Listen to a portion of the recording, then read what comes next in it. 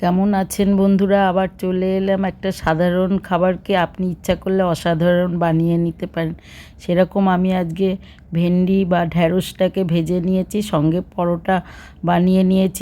Breakfast, lunch box বা ডিনারে এই রেসিপিটা ট্রাই করতেই পারেন। দেখুন পরোটাটা কতটা নরম তুলতুলে, একদম ভাজে ভাজে এরকম ভাজ হয়ে যাচ্ছে। এরকমভাবে করলেই কিন্তু পরোটাগুলো হয়ে যাবে। চলুন যেভাবে বানিয়েছি দেখাই রেসিপিটা। পুরোটা দেখার জন্য সঙ্গে থাকুন। লাইক, শেয়ার, সাবস্ক্রাইব করে নেওয়ার অনুরোধ রইল। এই দেখুন একটা আমি ঢাকাই পরোটা বানিয়েছি ঘরোয়াভাবে, খুব একটা আহামরি কষ্ট করে না। ঢেঁড়স সহজে যেমন রান্না করা যায় সেরকম টেস্টি, উপকারী, আর টেস্ট বদলাতে একটু অন্যরকমভাবে রান্নাটা করেই নেওয়া যায়। সেই হিসাবে আমি ঢেঁড়সগুলো নিয়ে নিয়েছি। ধুয়ে পরিষ্কার করে নেওয়া, কেটে নিয়েছি দেখুন ছোট ছোট করে। সঙ্গে কতগুলো আলু কেটে নিয়েছি, এটা দেখাইনি। কড়াই তেল যোগ করেছি, সর্ষের তেল, আর গরম করে কালো জিরে যোগ করে দিলাম। একটা শুকনো লঙ্কা দিলাম। সবুজ লঙ্কা দিলে সাধারণত বোঝা যায় না, গালে পড়ে গেলে বাচ্চারা খুব অসুবিধা, সেই জন্য লাল লঙ্কাটা ব্যবহার করাই ভালো। কাঁচার দরুনও লাল ব্যবহার করতে পারেন। এই ফাঁকে আলুগুলো যোগ করে দিলাম। তেলের মধ্যে একটু লবণ দিয়ে আলুটা আগে 2-4 মিনিট ভেজে নিলাম, তাহলে কিন্তু আলুর মধ্যে লবণটা ঢুকে ভাজা হয়ে যাবে। ঢ্যাঁড়সের সঙ্গে দিলাম না, 2-5 মিনিট আলুটা নাড়িয়ে ঢ্যাঁড়সটা যোগ করে দিন। নাড়িয়ে চাড়িয়ে সমস্ত ভাজা ভাজা হয়ে এলে এবার যোগ করুন লঙ্কা গুঁড়ো আর ঢ্যাঁড়সের জন্য পরিমাণ মতো লবণটা। এইভাবে দিয়ে আবার একটু নাড়াচাড়া করে পুরোটা ভাজাটা রেডি করে নিন। মাঝখানটা ভাজা হয়ে গেলে একটু ফাঁক করে নিন। এটার টেস্টটা তো একদম অন্য মাত্রায় নিয়ে আসবে। এইভাবে একবার ঢ্যাঁড়স খেয়ে দেখুন, তখন বারবার এইভাবেই বানাবেন। মাঝখানে একটুখানি তেল যোগ করুন, সর্ষের তেলই, তেলটা গরম করে নিয়ে এর মধ্যে যোগ করুন সামান্য একটুখানি হিং। হিংটা কিন্তু হজম করতেও সাহায্য করে, সেই জন্য, আর হিঙের স্মেলটা রান্নাটা অন্য মাত্রায় নিয়ে আসে।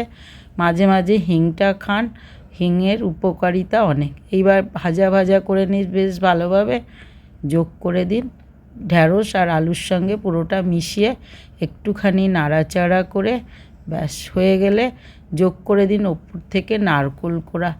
আমার নারকোল কুড়িয়ে একটুখানি ভেজে রাখা থাকে, সেইটাই আমি যোগ করে দিলাম, সমস্তটা মিশিয়ে দিলাম।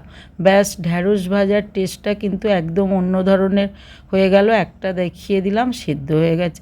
পরিবেশন করে দিয়েছি ঢ্যাঁড়সটা। দেখুন ঢ্যাঁড়স ভাজাটা আমার কিন্তু পুরো রেডি। উপর থেকে একটু নারকোল কোড়া ছড়িয়ে দিলাম ঢ্যাঁড়সটা, আর একটু গার্নিশিং করে দিলাম এই ফাঁকে।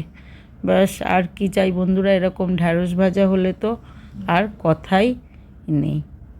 ঢ্যাঁড়সের ঝাল, ঝোল, টক অনেক কিছু খাওয়া হয়।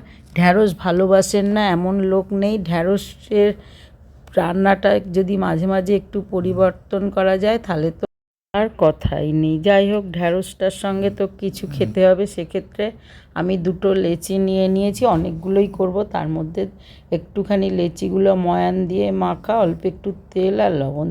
এবার এটা আমি বেলে নিচ্ছি চটজলদি। দেখুন এইবার বেলে বেলে গোল করে বাড়িয়ে নেব পুরো লেচিটা। এইবার ঘরোয়াভাবে আপনি প্লেন রুটি বা পরোটা না বানিয়ে এইভাবে কেটে কেটে ভাগ করে দিন। নেওয়ার পরে হাত দিয়ে দিয়ে এগুলো তুলে নিন ধীরে ধীরে, কোনো ব্যাপার নেই। আর এইবারভাবে পাকিয়ে দিন। ব্যাস এইবার বেলে নিলেই হলো। ছেলে মেয়ে বা বাড়ির ফ্যামিলির জন্য একটুখানি একই রান্না যদি পরিবর্তন করে নেওয়া যায় তাহলে তো আর কোনো কথাই নেই। এটা আমি বেলে নিয়েছি, বেলাটা যাই হোক এটা ব্যাপার না, কিন্তু আপনার সফট হওয়া নিয়েই কথা। এইবার আমি প্যানের মধ্যে বসিয়ে দিয়েছি। একটা আমি চৌকো শেপের বানিয়েছি আর একটা গোল শেপের বানিয়ে নিয়েছি। দেখুন ত্রিকোণ পরোটাটা আপনারা তেল দিয়ে ভাজে ভাজে একটু বেশি করে বেলবেন, আর একটু অল্প ভেজে তেল দেবেন, ওটাও কিন্তু এরকম ছাড়া ছাড়া হবে। আমি ঢাকাই পরোটাটা করিয়েছি একদম ঘরোয়া চটজলদি, কোনো রকম অতিরিক্ত কিছু না দিয়ে সেইভাবে ঘুরিয়ে ঘুরিয়ে দেখুন এখন ভেজে নিচ্ছি। এপাশ ওপাশ করে ভেজে তুলে নিলাম। ব্যাস আর কি চাই। আমি এবার পরোটাটা যাতে নরম থাকে, লাঞ্চ বক্সে দেন বা সঙ্গে সঙ্গে দেন, এইভাবে ফাটিয়ে নিন বেশ অনেকভাবে। এতেই কিন্তু পরোটাটা নরম থাকছে, দেখছেন ভাজে ভাজে সমস্ত কেটে গেছে আর কতটা নরম তুলতুলে হয়ে গেছে। এবার পরিবেশন করে দিন ঢ্যাঁড়স ভাজার সঙ্গে আপনার বানানো নর্মাল ঢাকাই পরোটা। এটা কিন্তু প্রচুর নরম থাকে। এই পরোটাগুলো বানিয়েছি, এটা তেল বেশি দিয়ে বেললে কিন্তু ভাজলে এরকমই হবে। তাহলে বন্ধুরা যে কোনো একটা বানিয়ে ফেলুন। কেমন হয়েছে পুরো রেসিপিটা দেখে আমার সঙ্গে থাকুন, লাইক শেয়ার সাবস্ক্রাইব করে নেওয়ার অনুরোধ রইল। চলুন, এরকম নারকেল দিয়ে তৈরি ঢ্যাঁড়স ভাজা নিশ্চয়ই আপনাদের ভালো লাগবে, করে ফেলুন। আজ আসি, আবার দেখা হবে।